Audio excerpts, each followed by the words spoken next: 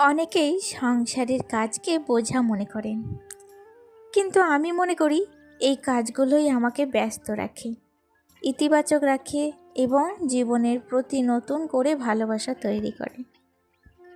সংসারের কাজ কি শুধুই একঘেয়েমি, নাকি এই কাজগুলোর মধ্যেই লুকিয়ে আছে আমাদের মানসিক শান্তি?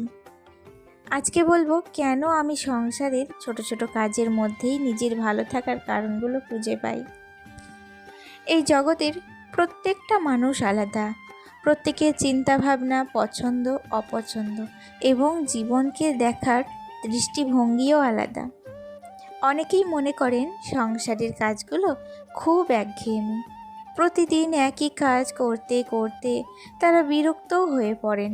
কিন্তু আবার এমনও অনেক মানুষ আছেন যারা এই সংসারের কাজগুলোর মধ্যেই নিজেদের শান্তি, আনন্দ আর তৃপ্তি খুঁজে পান। আমি ব্যক্তিগতভাবে মনে করি সংসারের ছোট ছোট কাজগুলোর একটা আলাদা মূল্য আছে। সকালে ঘুম থেকে উঠে ঘর গোছানো, রান্না করা, পরিবারের সবারই খেয়াল রাখা, এসব কাজ হয়তো বাইরে থেকে খুব সাধারণ মনে হয়, কিন্তু এই ছোট ছোট কাজগুলোই একটা সংসারকে সুন্দরভাবে এগিয়ে নিয়ে যায়। কখনো কখনো মনে হয় যদি এই কাজগুলো না থাকতো তাহলে হয়তো জীবনটা অনেক বেশি ফাঁকা লাগতো, কারণ কাজের মধ্যেই আমরা ব্যস্ত থাকি, নতুন কিছু ভাবি এবং অযথা নেতিবাচক চিন্তাকে দূরে রাখতে পারি।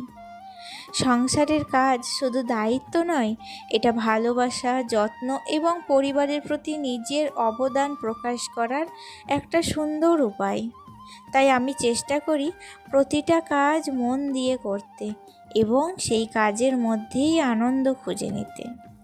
তোমাদের কি মনে হয়, তোমরা কি সংসারের কাজকে একঘেয়েমি মনে করো, নাকি কাজগুলোর মধ্যেই নিজের ভালো লাগা খুঁজে পাও? কমেন্ট করে অবশ্যই জানিও। নমস্কার, কেমন আছো সবাই? আশা করছি সবাই খুব ভালো আছো। আমরাও বেশ ভালো আছি। আমি সুমি। আজকে আমার আরও একটি নতুন ব্লগে তোমাদের অনেক অনেক স্বাগত জানাই। আমাকে কালকে এক দিদিভাই মোহাম্মদ আক্তার অ্যাকাউন্ট থেকে কমেন্ট করেছে যে কি মিষ্টি করে কথা বলো আপু, লাভ ইউ আপু। তো আমি দিদিভাইকে আমার তরফ থেকে জানাতে চাই অসংখ্য ধন্যবাদ। তোমার এই মিষ্টি কথাগুলো আমার দিনটা আরও সুন্দর করে দিল। সত্যি বলতে তোমাদের ভালোবাসা আর সাপোর্ট না থাকলে এত উৎসাহ নিয়ে ভিডিও বানাতেই পারতাম না। আমার ছোট্ট পরিবারে তোমাকে পেয়ে খুব ভালো লেগেছে। এভাবেই পাশে থেকো। তোমার জন্য অনেক অনেক ভালোবাসা ও শুভ কামনা রইল। যাই হোক, তোমাদের সঙ্গে অনেক গল্প করে ফেললাম। প্রতিদিনের মতো আজও সকালবেলায় ঘুম থেকে উঠেই আমি একটা টার্গেট সেট করেছিলাম। অনেক দিন হয়ে গিয়েছিল আমাদের একতলাটা ভালো করে পরিষ্কার করা হয়নি, তাই আজ ঠিক করেছিলাম যতই কাজই থাকুক না কেন পুরো একতলার প্রতিটা কোণা ভালো করে পরিষ্কার করব।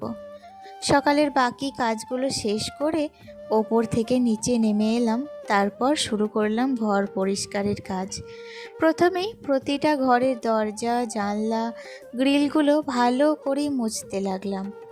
দেখবে ধুলোবালি জমে থাকলে দেখতে যেমন খারাপ লাগে, তেমনি জিনিসপত্রগুলোরও ক্ষতি হয়।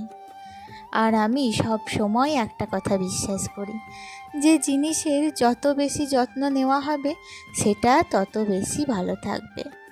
যেমন আমাদের এই বাড়িটা প্রায় 25 বছরের পুরনো, কিন্তু দেখো এখনও যারা প্রথমবার আসে তারা অনেকেই অবাক হয়ে যায়, কারণ বাড়িটাকে আমরা সব সময় নিজের সন্তানের মতো করে যত্ন করি। আসলে বাড়ি শুধু ইট, বালি, সিমেন্ট দিয়ে তৈরি হয় না। একটা বাড়ির সঙ্গে জড়িয়ে থাকে অনেক স্মৃতি, অনেক আবেগ আর অনেক পরিশ্রম। তাই বাড়ির প্রতিটা কোণা পরিষ্কার পরিচ্ছন্ন রাখা আমার কাছে শুধু একটা কাজ নয়, বরং একটা ভালোবাসা। আজকে তাই সময় নিয়ে ধীরে ধীরে প্রতিটা ঘর, প্রতিটা জানলা আর প্রতিটা কোণা পরিষ্কার করার চেষ্টা করছি। কাজটা একটু কষ্টের হলেও সব কিছু ঝকঝকে হয়ে গেলে যে শান্তিটা পাওয়া যায় সেটার সঙ্গে আর কিছুর তুলনা করা হয় না। আর জানো তো, আজকের রান্নাটা কিন্তু পুরোপুরি অফ ক্যামেরাতেই করতে হয়েছে। সকালে ঘর দুয়ার পরিষ্কার করতেই এতটা সময় আর পরিশ্রম হয়ে গিয়েছিল যে এরপর আর ক্যামেরা নিয়ে রান্না করার মতো শক্তি বা সময় কোনোটাই ছিল না আমার। তাই ভাবলাম আগে সংসারের কাজগুলো শেষ করি, তারপর সুযোগ হলে আবার ক্যামেরা অন করব। রান্না বান্না শেষ করে পরিবারের সবাইকে খাওয়ানোর পর যখন বাসনগুলো ধোয়ার জন্য কলপারে এলাম, তখন আবার ক্যামেরাটা অন করলাম। কারণ দিনের এই ছোট ছোট মুহূর্তগুলো তোমাদের সঙ্গে ভাগ করে নিতে আমার খুব ভালো লাগে। আসলে বাইরে যতই মেঘলা আবহাওয়া থাকুক না কেন, গরমটা কিন্তু একটুও কমেনি, বরং সকাল থেকে দুপুর পর্যন্ত এতটাই গরম থাকে যে কাজ করতে করতেই শরীর একেবারে ক্লান্ত হয়ে যায়। বিশেষ করে আমাদের মতো গৃহিণীদের জন্য সকাল থেকে দুপুর পর্যন্ত সময়টাই সবচেয়ে ব্যস্ততার। রান্না থেকে আরম্ভ করে প্রত্যেকটা কাজ, সব কাজই কিন্তু এই সময়ের মধ্যেই করতে হয়। আর সেই সঙ্গে যদি প্রচণ্ড গরম থাকে তাহলে কাজগুলো আরও বেশি কঠিন হয়ে যায়। তবুও সংসার তো আর থেমে থাকবে না। যতই কষ্ট হোক পরিবারের জন্য প্রতিটা কাজ হাসি মুখে করে যেতে হয়। দিনের শেষে যখন সব কাজ শেষ হয় তখন মনে হয় আজকের দিনটাও ভালোভাবেই কাটলো।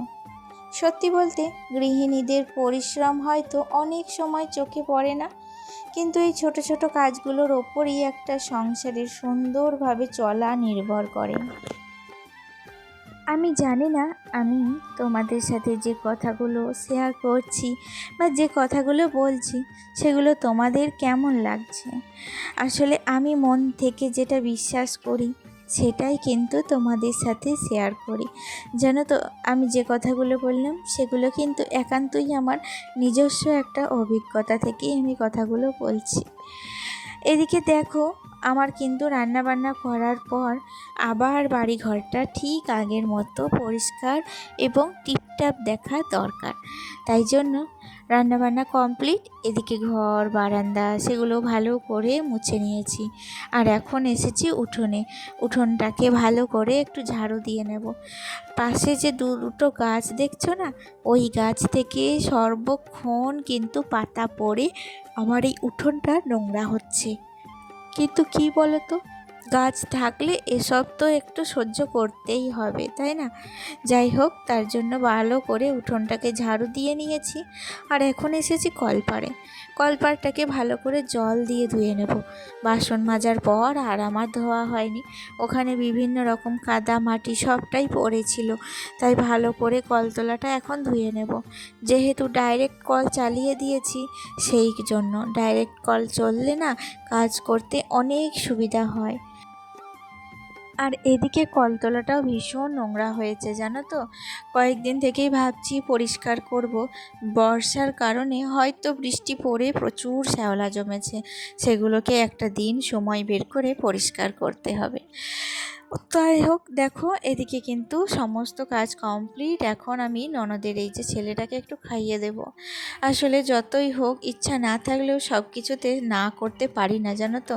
এটাই হচ্ছে শ্বশুরবাড়ি, মেয়েদের এটাই কিন্তু ভবিতব্য। সেই কারণে আজ আমার শাশুড়ি মা ননদ বাড়িতে নেই, ওকে খাওয়ানোর দায়িত্ব কিন্তু আমার ঘাড়েই পড়েছে। চলো তাহলে বন্ধুরা, আজকের মতো ভিডিওটি এতটুকুই। টাটা।